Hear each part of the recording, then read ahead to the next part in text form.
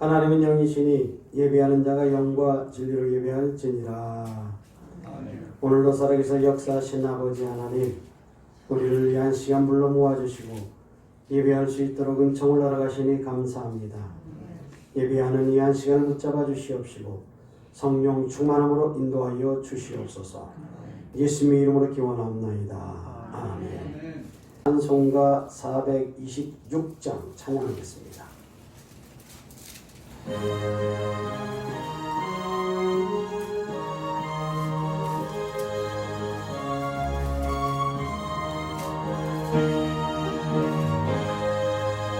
이제 이를 완전케 하시옵고 내 맘속에 영원히 거하소서. 죄 가운데 빠졌던 몸과 마음을 흰눈보다 더이게 하옵소서. 눈보다 더욱이 여지게 오시소서. 정결케 하옵소서. 저 보좌에 앉으신 주 예수여, 이 몸 주께 드리리 받으소서. 내 마음과 지식도 드리오리. 흰눈보다 더이게 하옵소서. 눈보다 더욱이 여지게 오시소서. 정결케 하옵소서. 임상하신 발 아래 엎드려서 날 깨끗게 하시기 원합니다. 날 정결케 하는 힘이 싸우니 흰눈보다 더이게 하옵소서. 눈보다 더욱이 여지게 오시소서. 정결케 하옵소서. 아멘. 교동문 43번 시편 99편입니다. 여호와께서 다스리시니 만민이 떨 것이요, 여호와께서 그룹 사이에 자정하시니 땅이 흔들릴 것이로다. 시온에 계시는 여호와는 위대하시고 모든 민족보다 높으시도다. 주의 크고 두려운 이름을 찬송할지니 그는 거룩하심이로다. 능력 있는 왕은 정의를 사랑하느니라. 주께서 공의를 견고하게 세우시고 주께서 야곱에게 정의와 공의를 행하시나이다. 너희는 여호와 우리 하나님을 높여 그의 발등상 앞에서 경배할지어다. 그는 거룩하시도다. 그의 제사장들 중에는 모세와 아론이 있고 그의 이름을 부르는 자들 중에는 사무엘이 있도다. 그들이 여호와께 간구하며 응답하셨도다. 여호와께서 구름 기둥 가운데서 그들에게 말씀하시니 그들은 그가 그들에게 주신 증거와 율례를 지켰도다. 여호와 우리 하나님이여, 주께서는 그들에게 응답하셨고 그들의 행한 대로 갚기는 하셨으나 그들을 용서하신 하나님이시니이다. 너희는 여호와 우리 하나님을 높이고 그 성산에서 예배할지어다. 여호와 우리 하나님은 거룩하심이로다. 아멘. 나는 전능하신 아버지 하나님 천지의 창조주를 믿습니다. 나는 그의 유일하신 아들 우리 주 예수 그리스도를 믿습니다. 그는 성령으로 잉태되어 동정녀 마리아에게서 나시고 본디오 빌라도에게 고난을 받아 십자가에 못 박혀 죽으시고 장사된 지 사흘 만에 죽은 자 가운데서 다시 살아나셨으며 하늘에 오르시어 전능하신 아버지 하나님 우편에 앉아 계시다가 거기로부터 살아있는 자와 죽은 자를 심판하러 오십니다. 나는 성령을 믿으며 거룩한 공교회와 성도의 교회와 죄를 용서하는 것과 몸의 부활과 영생을 믿습니다. 아멘. 찬송가 428장 찬송 부르신 후에 방창혁 전도사님 기도하시겠습니다.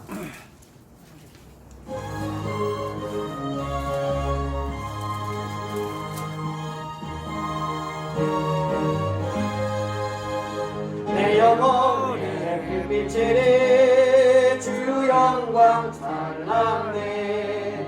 이 세상 어떤 빛보다 이 빛 더 빛나네.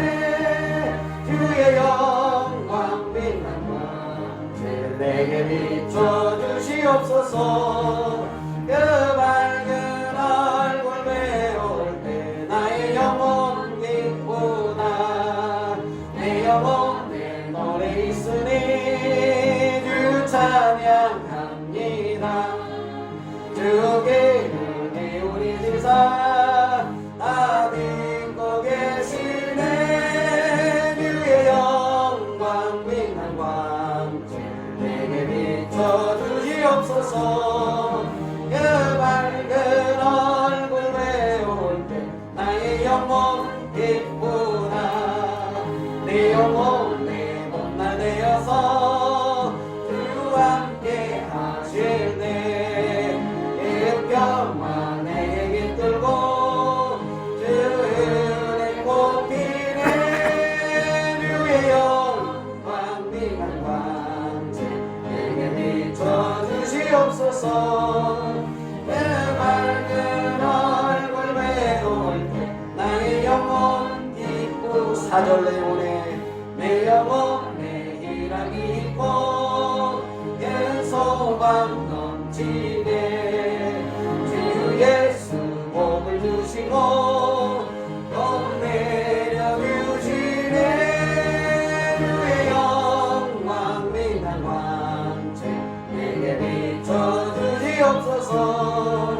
그 밝은 얼굴 배울 때 나의 영혼 기쁘다. 할렐루야. 하나님을 찬양합니다. 하나님을 경배합니다.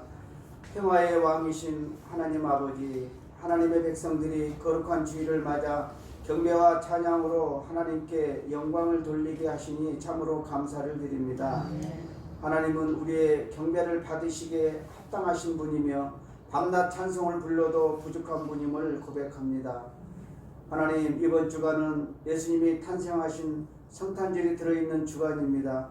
온 교회와 하나님 백성들이 우리 주 예수님이 오신 성탄절을 기리고 그날을 생각하고 있습니다. 2000년 전 유대 땅 베들레헴 구유 위에 인간 아기의 모습으로 오신 예수님을 묵상하게 하옵소서. 하나님이신 예수님께서 하나님 되심을 버리고 인간의 몸을 입고 낮아지셔서 이 땅에 오심을 생각하게 하시고 우리가 예수님을 본받아 성육신의 원리를 살아갈 수 있도록 인도하여 주옵소서. 하나님 아버지, 이웃을 사랑하고 교회를 섬기며 하나님 은혜를 항상 잊지 말고 예수님을 섬기게 하옵소서.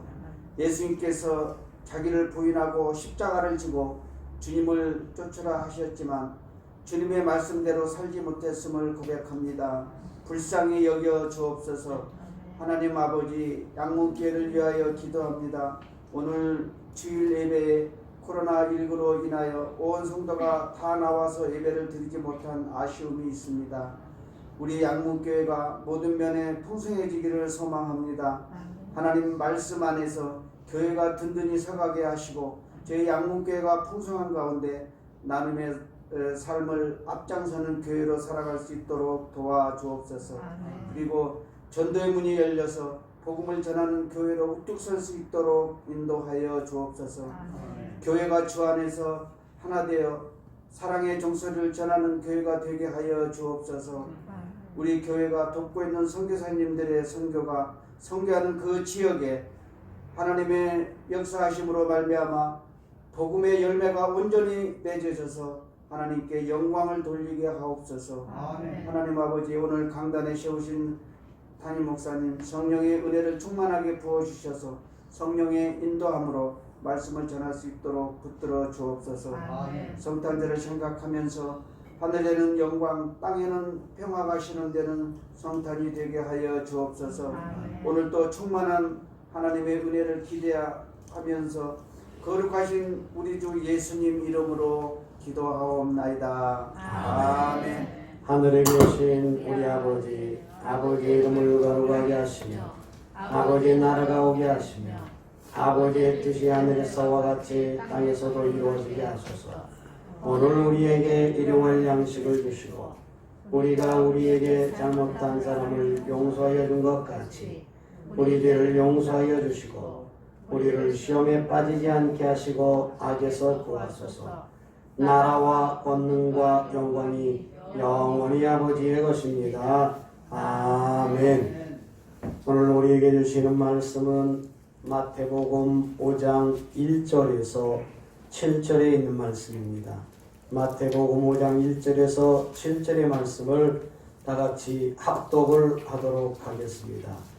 예수께서 무리를 보시고 산에 올라가 앉으시니 제자들이 나온지라 입을 열어 가르쳐 이르시되 심령이 가난한 자는 복이 있나니 천국이 그들의 것이요 애통하는 자는 복이 있나니 그들이 위로를 받을 것이요 온유한 자는 복이 있나니 그들이 땅을 기업으로 받을 것이요 의에 줄이고 목마른 자는 복이 있나니 그들이 배부를 것이요 긍휼히 여기는 자는 복이 있나니 그들이 긍휼히 여김을 받을 것이요 아멘.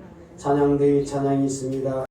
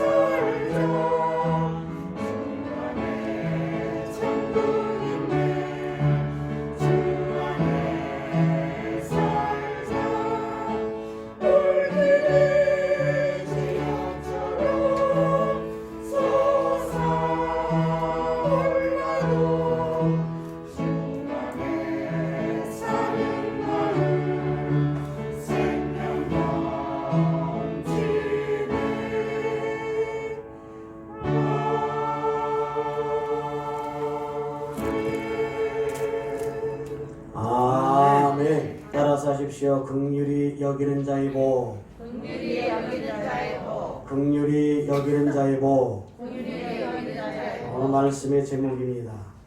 말씀을 여러분들이 머릿속에 놓고 그렇게 들으시기를 바랍니다. 우리가 자녀들에게 열심히 공부하라고 하죠. 공부를 마친 자녀들을 향해서 또 취업하라 이럽니다. 왜 열심히 공부하고 일을 하라 이렇게 합니까?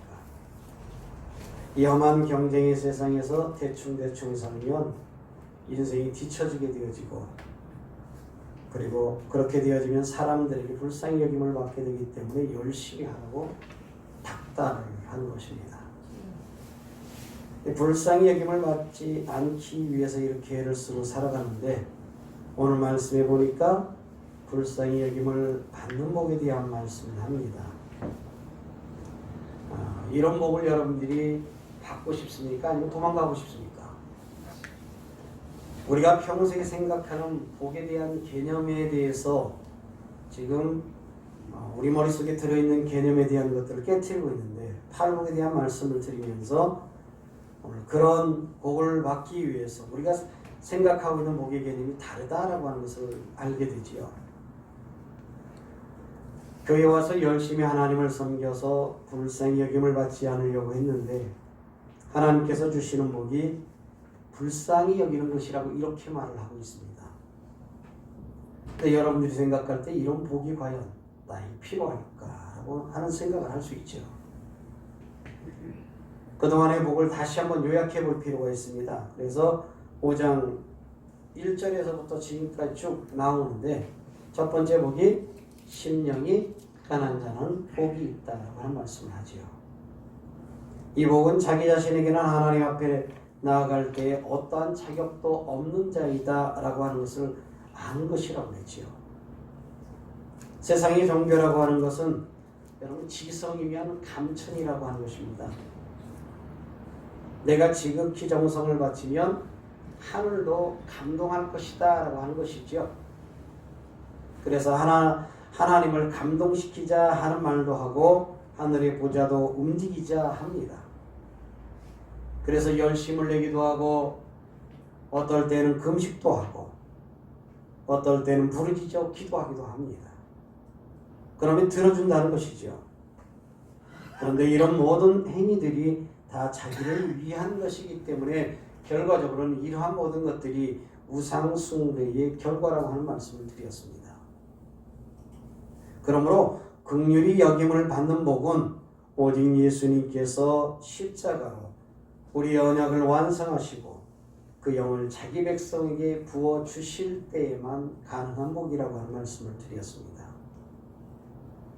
그러니까 자기 자신을 일컬어서 자기 자신이 얼마나 비참한 죄인인지를 깨달아야 한다는 것이죠.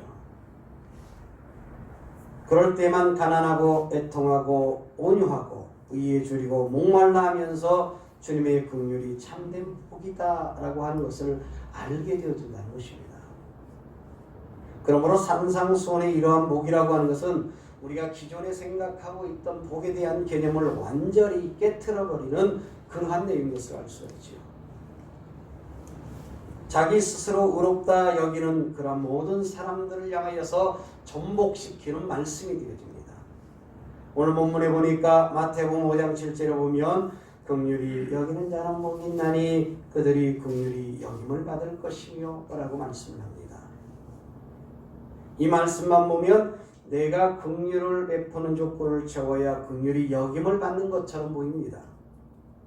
그런데 앞에서부터 차근차근 살펴보면서 왔던 말씀들과 마찬가지로 하나님의 복을 받는 자가 긍휼을 베푸는 것이고 그런 자들이 하나님의 긍휼을 받는 자들이다 라고 하는 것을 알 수 있습니다. 주체는 그러니까 사람이 아니라 바로 그 주인공 누구라는 거예요? 하나님이라고 하는 사실이지요. 그러므로 긍휼이라고 하는 단어가 어떻게 쓰여져 있는지를 성경 전체를 통해 가지고 우리가 생각해 볼 필요가 있습니다. 긍휼히 여김을 받는 것이 왜 복인지 알게 되고 그런 긍휼을 받는 자는 자신도 타인도 긍휼의 마음을 가지고 바라볼 수밖에 없다는 사실이죠. 창세기 43장 13절 14절까지의 말씀을 보면 야곱과 그의 아들들이 대화하는 장면이 나옵니다. 여기서 보면 내 아우는 베냐민이고 그 사람은 요셉을 일컫습니다. 요셉의 영들이 요셉을 죽이려고 했다가 죽이지 아니하고 노예로 팔아버리는 사건을 여러분 기억하죠. 요셉이 베냐민을 데리고 오지 않으면 간첩으로 보겠다라고 합니다. 그래서 그 베냐민을 데리고 오려고 아버지한테 왔는데 여러분 아버지가 내놓아요 안 내놔요? 쉽게 내놓지 않습니다. 가지고 왔던 이제 양식도 떨어졌습니다. 애굽으로 더 가고 싶어도 애굽으로 갈 수 있어요 없어요? 베냐민을 데리고 갈 때만 가능합니다. 하나 남은 그 베냐민마저도 포기를 할 때에 가능한 얘기인 거예요. 그러면서 그 사람 곧 요셉이 너희에게 은혜를 베풀어 주기를 원한다 라고 하면서 보냅니다. 거기에서 말하고 있는 이 은혜가 바로 긍휼이라고 하는 단어예요.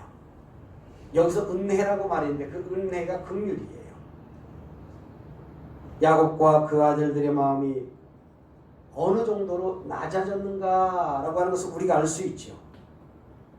심령이 가난한 자는 복이 있다라고 하는 말씀이 이렇게 이루어지고 있습니다. 그리스도의 영이 임해서 하나님의 계시를 전한 요셉을 죽이려고 하다가 노예로 팔아버린 그들의 죄를 하나님께서 들추어내도록 만드십니다. 그 죄를 들추어내시기 위해서 이런 환경도 만들고 조건도 만드시는 분이 하나님이시라고 하는 사실이죠.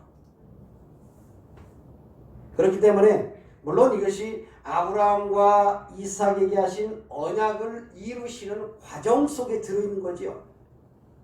그 언약을 이루시는 일에 그 언약 백성들이 죄가 무엇인가를 들추어내고 있습니다. 자기들이 죽여버리려고 구덩이에 던져넣었는데 상인들이 지나가는 것을 보면 죽이는 것이 마땅치 않다. 그렇기 때문에 우리가 또 형제를 죽이겠느냐 그러니까 은 20에 노예로 팔아버리다. 그리고 오히려 그렇게 팔아버렸던 그 사람을 향해서 이제는 은혜를 베풀어 달라 이렇게 합니다. 얼마나 가난하고 애통하고 온유하고 의에 줄이고 목말라졌습니까? 이런 때에 긍휼이 베풀어집니다. 창세기 43장 29절에 30절 말씀을 보니까 요셉이 형들과 동생 베냐민을 만나는 자리가 되었어요. 29절에 은혜 베푸시기를 원한다 라고 하는 것은 일반적인 은혜를 말합니다. 그런데 긍휼이라고 하는 단어가 30절에 나오는데 30절에 우리가 알 수 있게 긍휼 이렇게 말하는 것이 아니라 사랑하는 마음으로 나옵니다. 요셉의 형들은 요셉을 죽이려고 했지만 요셉은 그들을 긍휼로 다스리고 있습니다. 그렇게 대하는 거죠. 예수 그리스도의 이야기가 떠오릅니다. 우리는 예수님을 죽이려고 했지만 그는 우리를 긍휼을 베풀어 주셔서 십자가를 지시고 십자가의 사랑을 우리에게 보여주셨다라고 하는 사실입니다. 이 사랑을 받은 사람들은 오직 주의 긍휼만 바라보고 의지할 수 있게 됩니다. 이런 사람들은 자신만 긍휼로 보는 것이 아니라 다른 사람을 향하여서도 긍휼로 바라볼 수 있다는 사실이죠. 그러므로 내가 먼저 긍휼을 베풀어 준 조건으로 긍휼을 받는 것이 아니라 주님의 긍휼을 받았기 때문에 긍휼이 여길 수 있다는 사실입니다. 여러분 노아의 아들 셈과 함과 야벳을 기억하죠?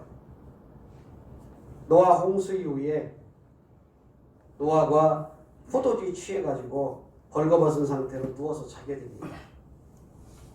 그런데 이것을 함이 봤어요. 막내 아들이죠. 함이 보고 나서 그 아버지의 발가벗음을 덮어주지 않고 오히려 조롱을 하면서 형들이 이야기를 합니다. 그런데 그 형들이 셈하고 야벳은 어떻게 합니까?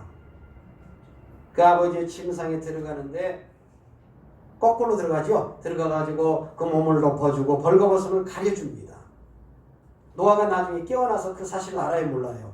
알게 되지요. 그 사실을 알게 되어지고 그 일로 인해가지고 함을 저주를 합니다. 함을 저주하는데 형제들의 종이 되어라 라고 합니다. 자기가 잘못해놓고 왜 아들을 저주하냐 이렇게 생각할 수 있습니다. 그런데 여러분 성경을 우리는 인간적인 시각으로 보는 것이 아니라 하나님의 계시의 말씀으로 보아야 한다는 사실이죠.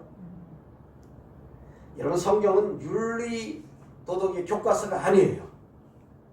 이 사건을 통해서 우리를 향해서 무엇을 말씀하시고 무엇을 계시하시기를 원하신가를 성경을 통해서 들여다봐야 된다는 사실이죠. 분명히 우리에게 말을 했습니다. 사람의 마음과 생각과 계획이 어려서부터 항상 악하다라고 하는 이야기를 합니다. 홍수로 진멸당할 수밖에 없는 마땅한 존재이지만 그럼에도 불구하고 하나님께서는 노아를 향하여서 은혜를 베풀어 주셨습니다. 방주를 예비할 수 있도록 만들어 주시고 그리고 그를 구원하시기 위해서 그 방주로 그를 덮어 주셨기 때문에 살아남을 수 있었다라고 하는 사실입니다.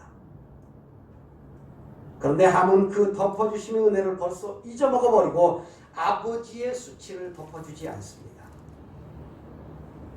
그러므로 이 사건을 통해서 우리가 이미 진멸당해야 마땅한데 오직 하나님의 은혜로 덮어주신다라고 하는 사실을 여러분이 기억하시기를 바랍니다. 그러므로 우리가 하나님이 덮어주시는 은혜가 없다라고 한다면 우리는 마땅히 심판을 받는다라고 하는 사실이죠. 출애굽기 33장 17절부터 19절 말씀해 보니까 금송아지 사건에 대한 이야기를 합니다. 하나님께서 이스라엘 백성들을 그 사건을 보시면서 다 진멸하겠다 하지요. 이때 모세가 자기의 생명을 걸고 하나님 앞에 간구를 합니다.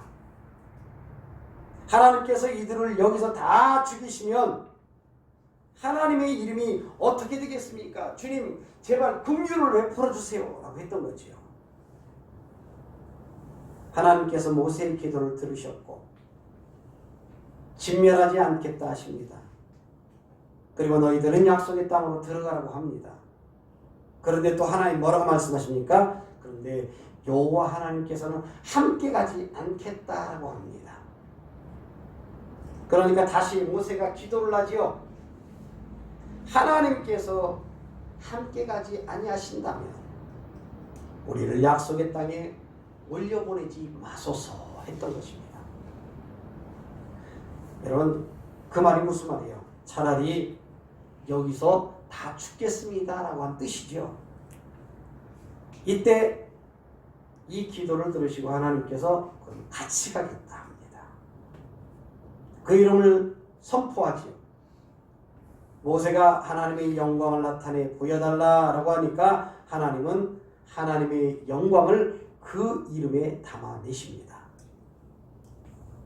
여호와의 이름을 선포하시는데 그 이름이 길어요. 뭐라고 그랬냐면 나는 은혜 베풀 자에게 은혜를 베풀고 긍휼히 여길 자에게 긍휼을 베푸느니라. 이게 하나님의 이름이요. 따라서 하십시오. 나는 은혜 베풀 자를 은혜 베풀고 나는 은혜 베풀 자를 은혜를 베풀고 긍휼히 여길 자에게 긍휼을 베푸느니라. 긍휼히 여길 자에게 긍휼을 베푸느니라. 이것이 여호와의 이름이요. 출애굽기 3장 14절에 보면 모세가 여호와의 이름을 물어보았죠. 그래 간단하게 대답을 해. 그때는 나는 나다 그래요. 여호와라 그래요. 나는 나다 그래요. 우리말로 말하면 스스로 있는 자라고 하는 뜻 아닙니까? 자존자라고 하는 말로 번역을 하지만 이 이름이 바로 예수님께서 말씀하시는 나는 뭐뭐이다 라고 하는 헬라어의 에고 에임이라고 하는 단어를 사용했어요. 구약의 히브리어 성경을 헬라어로 번역한 것이 70인역입니다. 이 70인역에 보면 출애굽기 3장 14절의 말씀을 보니까 나는 나다 라고 하는 말씀을 에고 에임이라고 번역을 해놨어요. 그러므로 여호와의 이름은 은혜 베풀 자에게 은혜를 베풀고 긍휼히 여길 자를 긍휼히 여기시는 분, 이것이 여호와의 이름이에요. 누구의 마음대로입니까? 오직 하나님의 마음대로인 거예요. 이것이 하나님의 영광이에요. 그러므로 이 일을 예수님께서 하시죠. 은혜 베풀 자에게 은혜를 베푸시고 긍휼히 여길 자를 긍휼히 여깁니다. 이것은 어떤 인간의 조건이 그 가운데 포함되어 있지 않습니다. 이미 앞에서 여러분들이 보았던 노아의 홍수에 대한 이야기, 요셉의 형제에 대한 이야기, 모세에 대한 이야기, 여러분 그런 모든 이야기를 들으면서 모든 인간은 진멸받아 마땅한 죄인이다 라고 하는 것을 드러내 보이셨다라고 하는 것을 알 수 있습니다. 그러므로 구원이라고 하는 것은요 오직 하나님의 일방적인 은혜로 말미암아 일어난 것입니다. 이러한 모습을 구약 성경 전체를 보니까 이스라엘 역사 전체를 통해서 우리에게 끊임없이 말씀하셨다는 사실이죠. 이렇게 긍휼을 입어가지고 약속의 땅에 들어간 사람들이 하나님의 긍휼을 그 땅에 펼쳐내면서 살아야 되는데, 그렇게 펼쳐내면서 살라라고 하는 그 연표를 주신 것이 뭐예요? 고아와 과부와 나그네를 잘 돌보라는 것이었지요. 그런데 그들에게 하나님의 은혜라고 하는 것은 온데간데 없어져 버리고, 하나님의 긍휼이라고 하는 것은 간데 없어지고, 애국과 가나안의 문화를 받아들이면서 빈익빈 무익부의 자본주의 체제로만 살아가게 됩니다. 하나님의 긍휼로 말미암아 나온 사람들 아닙니까? 긍휼을 베풀지 않는 땅이 되어버렸다는 것입니다. 이런 나라는 마땅히 망하는 나라가 될 것입니다. 긍휼이 없는 나라는 하나님과 원수의 나라이기 때문입니다. 여러분, 그래서 북이스라엘이 아수르에 의해서 완전히 멸망되어져 버리고, 남유다는 바벨론에 의해서 완전히 멸망되어져 버리고 맙니다. 그렇지만 하나님의 언약은 긍휼을 바탕으로 하였기 때문에 이들을 진멸하지 아니하시고 긍휼을 베풀어서 또 돌아올 수 있는 기회를 하나님이 주셨다라고 하는 사실이죠. 여러분, 그렇게 해서 돌아왔다라고 한다면 어떻게 해야 되는 거예요? 그러면 이게 제대로 긍휼을 시행했을까요? 바벨론 포로에서 돌아왔지만 여전히 고리대금으로 동족을 종으로 삼는 일이 일어납니다. 이때 느헤미야를 중심으로 회개한 내용이 느헤미야 9장 30절에서 31절의 말씀이에요. 물론 여러분, 느헤미야 9장을 집에 가서 전체를 한번 읽어보세요. 그 내용들은 자신들과 자신들의 조상이 어떠한 죄를 지었는가라고 하는 고백을 합니다. 하나님의 긍휼로 말미암아 약속의 땅에 들어갔지만 하나님의 말씀에 순종하지 않았다라고 합니다. 아무리 선지자를 보내어도 그들이 말을 듣지 않고 결국은 나라가 망하게 되었지만, 주의 크신 긍휼로 말미암아 아주 멸하지 아니하신 것은 모세에게 선포하신 은혜 때문이었고, 불쌍히 여기신 하나님의 모습 때문이었다는 사실이죠. 이렇게 포로로 돌아온 자들이 스스로 경성을 해서 율법이라고 하는 것을 열심히 지키려고 얼마나 노력을 합니까? 그때의 그 결과로 나오는 사람들이 서기관이라고 하는 사람들이고, 바리새인들, 제사장들 아닙니까? 그들을 중심으로 율법을 열심히 지키자라고 하는 운동이 일어나기 시작합니다. 그런데 이들이 율법을 지키는 그 일들이 오히려 거꾸로 예수님을 배척하는 결과를 가져오죠. 의에 졸이고 목말라야 할 사람들이 거꾸로 자신들의 의의를 내세우려고 하고, 율법 외에 나타나는 하나님의 의를 열심히 복종하지 않게 되었습니다. 그러므로 산상수훈의 목들은 다 이렇게 연결됩니다. 산상수만이 아니라 모든 성경이 다 하나의 이야기를 하고 있습니다. 인간이 왜 불쌍히 여김받음으로 말미암아 구원받을 수 있는지 그것을 보여줍니다. 그런데 마귀는 이러한 구원을 교묘하게 배척하도록 만들지요. 하나님의 일방적인 긍휼을 인간의 행위로 막는 것이 바로 마귀의 작전입니다. 마태복음 9장 9절에 13절의 말씀이 지금까지 구약의 모든 말씀을 이 말씀으로 다 해석해 볼 수가 있습니다. 예수님은 의인을 부르러 온 것이 아니라는 거예요. 예수님은 죄인을 부르러 오셨다라고 합니다. 그러므로 주께서 원하시는 것은 긍휼이지 제사가 아니라고 하는 말씀을 합니다. 여러분, 제사라는 게 무엇입니까? 사람이 제물을 들고 신에게 바치는 거죠. 그런데 하나님은 그런 제사를 원하는 것이 아니라고 말씀을 합니다. 그러면 구역에서 왜 제사를 드리라 이렇게 했을까요? 다른 말로 말을 하면 여러분 긍휼을 알라라고 하는 뜻이지요. 왜 그렇습니까? 너의 죄로 인해 가지고 누군가가 대신해서 희생을 당했다라고 하는 긍휼을 알라는 것이에요. 그러면서 제사를 말씀하셨는데 그 제사를 하는 것을 마치 자기의 의로운 행위가 되는 것처럼 대체를 해버리고 맙니다. 호세아 6장 1절에서 11절에 보니까 여호와께 돌아가자 합니다. 여호와께 돌아가자, 여호와께 돌아가자 합니다. 근데 돌아갔어요? 안 돌아갔어요? 돌아가지 않았다라고 하는 사실이지요. 하나님의 인애는 늘 한결같았습니다. 그런데 모든 사람들이 하나님께 돌아가지를 않습니다. 하나님께 돌아간다라고 하는 것은 하나님의 인애에 거한다라고 하는 말씀이에요. 여러분, 인애라고 하는 것이 무엇입니까? 하나님의 사랑과 긍휼과 자비를 다 포함하고 있는 말씀이에요. 그러므로 오늘 본문의 긍휼과도 같은 뜻입니다. 하나님께서 원하시는 것은 하나님의 인애인데 그런 인애가 다 사라지고 도둑들만 득실된다는 것이에요. 그러므로 하나님께서 심판하신데 그 이유가 제사를 드리지 않아서가 아니라는 거지요. 하나님의 인내, 즉 긍휼이 없어졌기 때문에 심판하시겠다라고 하는 이야기를 하십니다. 하나님께서 긍휼을 원하시는데 그 긍휼을 베푸시기 위해서 오신 예수님을 오늘 본문에 나와 있는 유대인들이 배척을 했고 세상이 배척을 했다는 사실이죠. 그러니 바로 하나님의 심판이 이것이라는 거예요. 긍휼히 여기는 자는 복이 있나니 저희가 긍휼히 여김을 받으리라 합니다.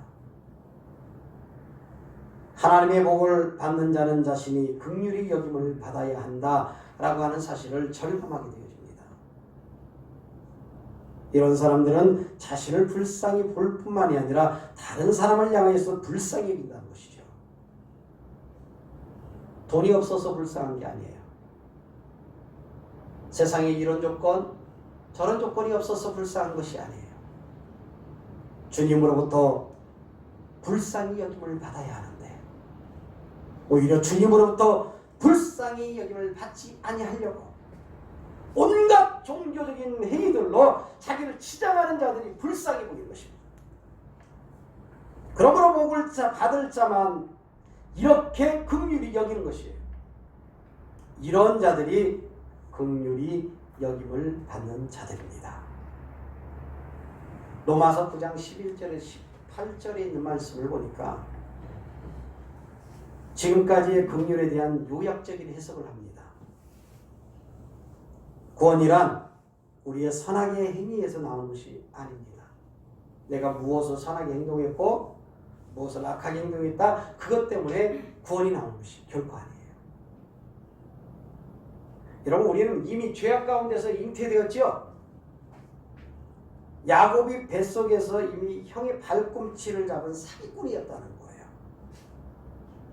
그런데 하나님은 에서를 미워하시고 야곱은 사랑해서, 인간적인 모습으로 보면 여러분 거꾸로 바뀐 거잖아요. 그런데 하나님은요, 하나님의 방식으로 사랑하는 거기 때문에 여러분 우리의 가치관, 사고 판단 가지고 사랑하고 바꾸고 그런 것들이 결코 아니라고 하는 사실이죠.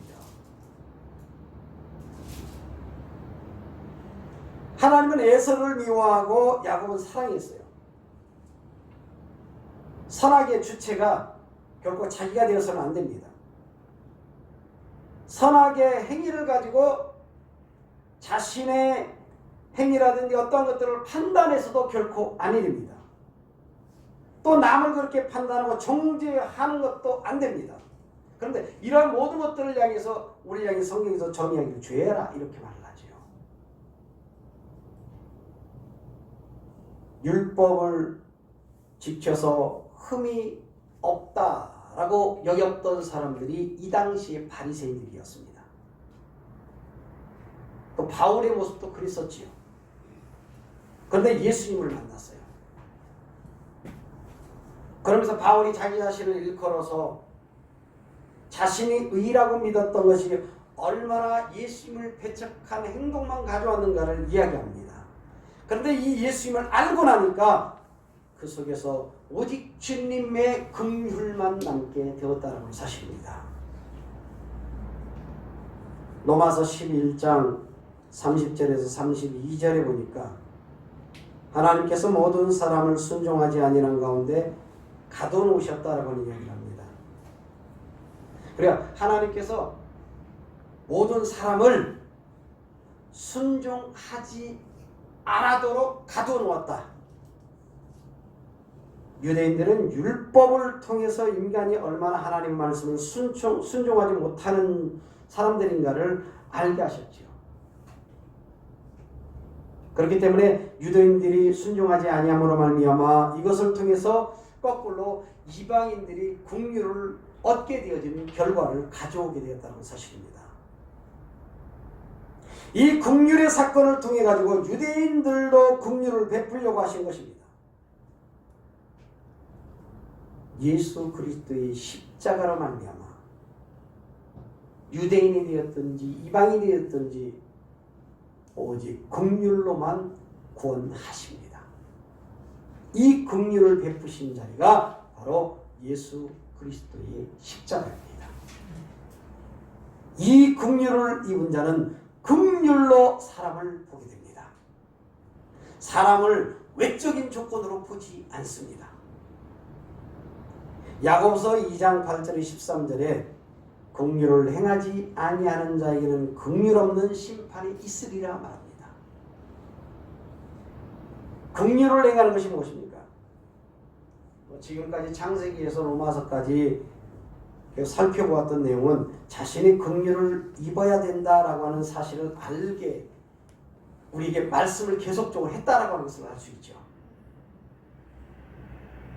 이런 말씀을 통해 가지고 정말로 나는 긍휼이 아니면 심판을 받을 수밖에 없는 대상에 불과하다라고 하는 자기 인식이 일어나야만 합니다.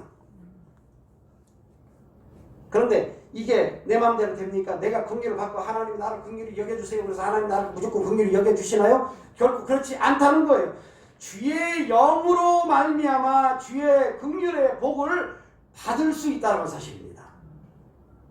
내 속에 주님의 영이 거할 때만 가능한 거예요. 주님의 영이 내 속에 거하지 아니하면 안 되는 거예요.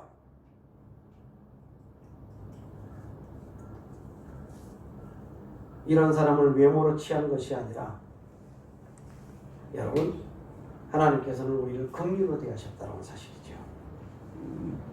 이런 긍휼이 없는 자는 긍휼이 없는 심판을 받는다. 분명히 야고보서에 말씀했어요.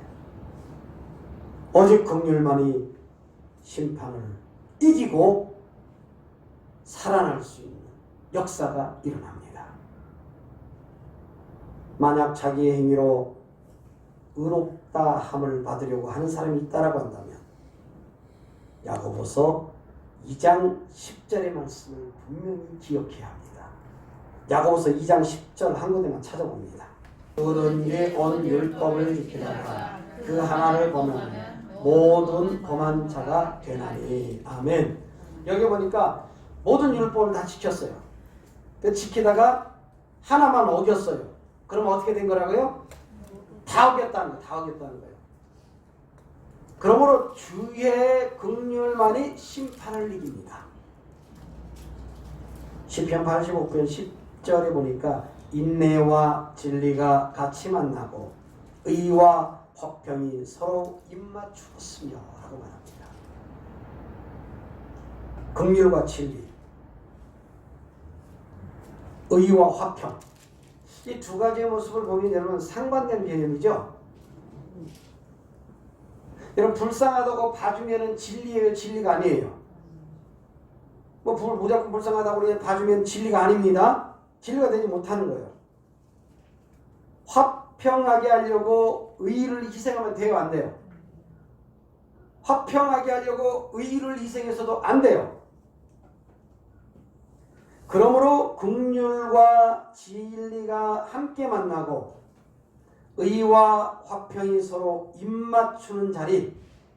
여러분, 이것은 우리의 힘 가지고 되는 것이 아니라 십자가 상에서만 가능합니다.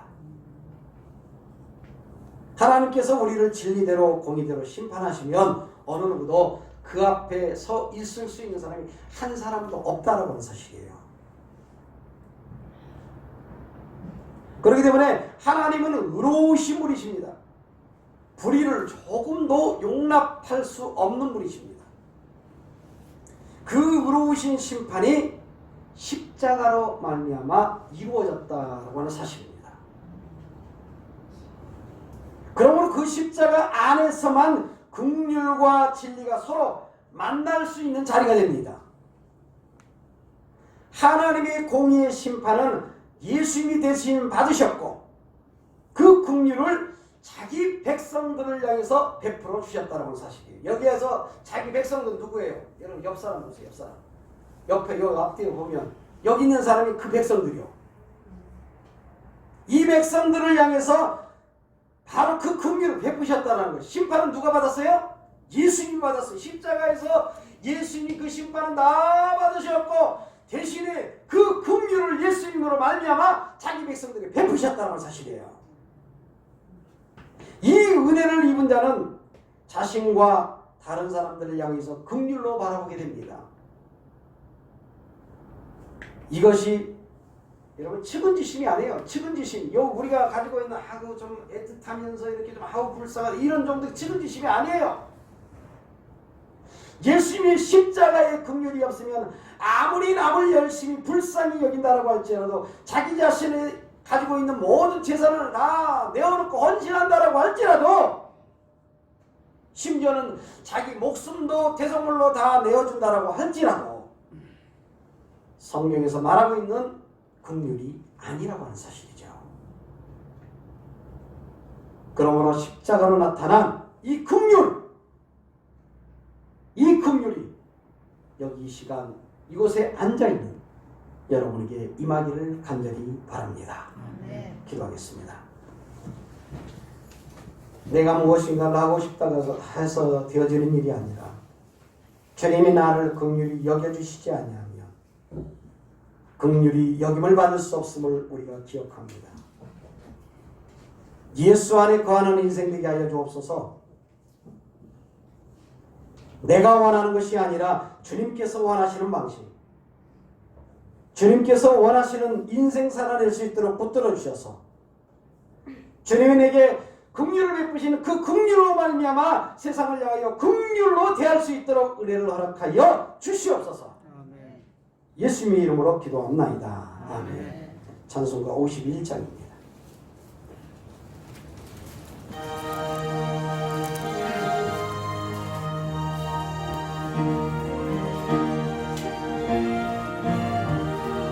주님 주신 거룩한다 몸으로 주 앞에 와 기도하고 찬양하며 주께 경배드립니다. 내게 주신 귀한 물질 하나님께 드리오니 기뻐 받은 연락되게 하옵소서.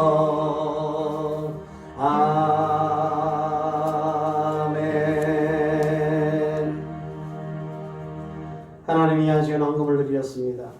주님 앞에 다 바쳐도 아깝고 없지만 주님이 주신 그 큰 사랑이 부족하지만 이 한 시간 은혜 베푸신 것을 생각하면서 하나님 앞에 헌금을 드렸습니다. 하나님의 선물이니 마음과 뜻을 다해서 드렸습니다. 주님 기뻐 받으시옵소서. 복의 근원이 되신 하나님을 향해서 끊임없는 감사를 드리며 살아갈 수 있는 우리의 모습이 될 수 있도록 붙들어 주옵소서. 아멘. 예수 이름을 베풀고 나누고 섬기는 인생을 살 수 있도록 우리에게 복을 허락하시고 물질을 주셨사 주의 말씀대로 이루어지는 복이 우리 가운데 충만하게 도와 주시옵소서. 아멘. 예수님의 이름으로 기도하옵나이다. 아멘. 코로나19 2.5단계로 비대면 영상예배로 진행합니다. 12월 25일 오전 11시에 본당에서 성탄 감사예배가 있습니다. 구역예배와 헌금은 개인별로 하시고 성경 읽고와 헌금은 구역장님 보고하시고 구역장 학계에서 저에게 보고를 해주시길 바랍니다. 2020년도가 이제 10일 남았습니다. 1년의 계획을 점검하시면서 유종의 미를 거두시길 바랍니다. 토요일 교회 청소는 569역입니다. 자리에서 앉으신 그 상태로 찬송가 55장 부르심을 축도로 예배를 마치겠습니다.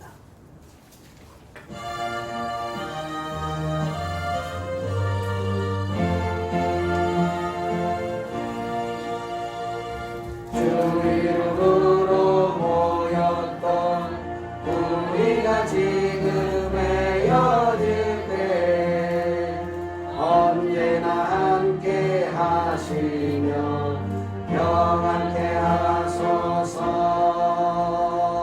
아멘.